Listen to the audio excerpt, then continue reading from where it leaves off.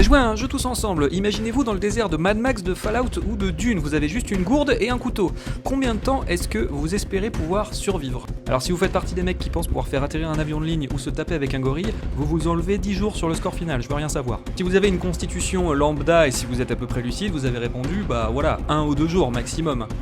Mauro Prosperi a survécu 9 jours. Le 14 avril 1994, Mauro Prosperi, un Italien de 38 ans, participe au Marathon des Sables, dans le désert du Sahara, côté Maroc. Ça se passe super bien pour lui, il est en 7ème position.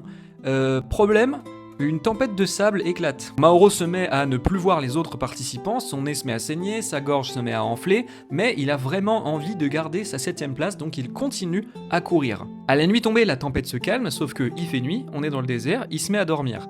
Et quand il se réveille le matin, il n'a aucune idée d'où il est. La tempête de sable a littéralement tout balayé, a effacé les traces des autres coureurs, a effacé les landmarks qui étaient mis sur le chemin et qui permettaient aux autres participants de se retrouver. Mauro Prosperi se rend compte qu'il est quand même vraiment dans la merde, il a juste une gourde sur lui, un couteau et un sac de couchage, et il est dans le désert le plus grand du monde. 5000 km, le Sahara, c'est plusieurs fois plus grand que la France. Après un jour de marche dans le Sahara où il en est déjà réduit à recycler son urine dans sa gourde parce qu'il a plus d'eau, Mauro Prosperi tombe sur un ancien temple malheureusement abandonné. Il s'y abrite, au moins il est à l'ombre, et surtout il y a quelques chauves-souris, quelques lézards, quelques cafards qu'il peut manger pour essayer de survivre. Il reste comme ça plusieurs jours à manger des têtes de chauves-souris et à boire sa pisse. Il écrit un énorme SOS dans le sable, il plante le drapeau italien sur le temple en espérant que si quelqu'un passe, il va comprendre que le temple est habité, et se remet à marcher dans une direction au pif, parce que bon, à ce stade-là, il va tomber sur une oasis dans laquelle il va pouvoir refaire le plein d'eau, d'une part, et ensuite, il va tomber sur des traces humaines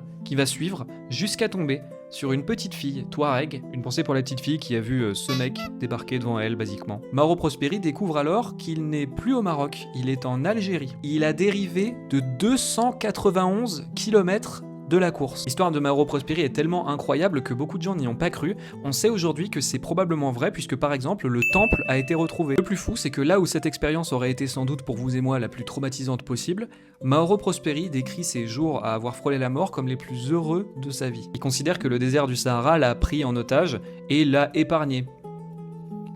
C'est un syndrome de Stockholm particulier.